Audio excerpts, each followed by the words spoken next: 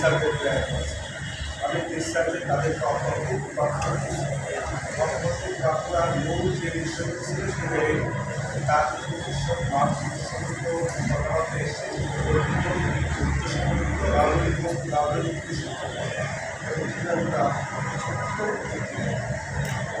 ওনার যে ভালো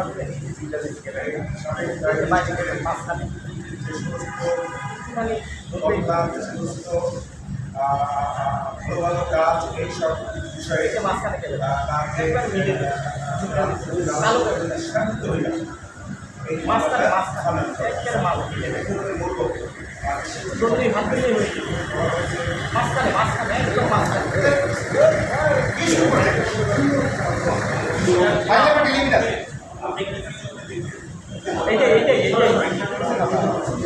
আমার দুঃখিত হয়ে যে রাজাকারের নাতিত্বকে যে বক্তব্য রেখেছি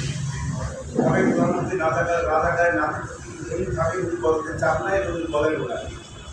আর রাজাকারকে ধ্বংস করে দেওয়া তাদেরকে হত্যা করা এই প্রশ্ন আসবেই মাথার মধ্যে।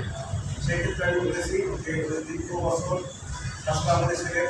উনি যদি চাইলে রাজাকারকে হত্যা করে ফেলতেন তাহলে টিপুলি পারতেন।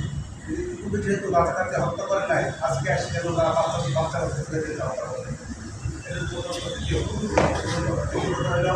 তাদেরকে বলা হয়েছে যে তাপস সাহেবের সঙ্গে উনি কোলাপ করেছেন সেই কোলাপে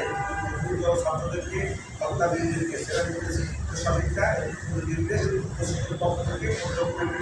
এভিডেন্স তাদের কাছে নেয়। দ্বিতীয়ত হলো যে রংপুরে বেতন রোগিয়া বিশ্ববিদ্যালয়ের ছাত্র অবস্থায়ীদের যে হত্যার নির্দেশ দিয়েছে কিন্তু কোনো বক্তব্য যে বক্তব্য দিয়েছে সঠিক নয়। কারণ ডকুমেন্টারি এভিডেন্স রাষ্ট্রপতি তার আগে তাকে ব্যবস্থা করতে রাখছে আর 4 এবং 5 নম্বর যে অভিযোগগুলি সেগুলি বেলা 5টার বেলা অভিযান তারপরে বলা হচ্ছে 14 আগস্ট থেকে 5ই আগস্ট 14 জুলাই থেকে 5ই আগস্ট পরীক্ষা সেইখানে ওদের পরিচিত ছিল বাংলাদেশেই ছিলেন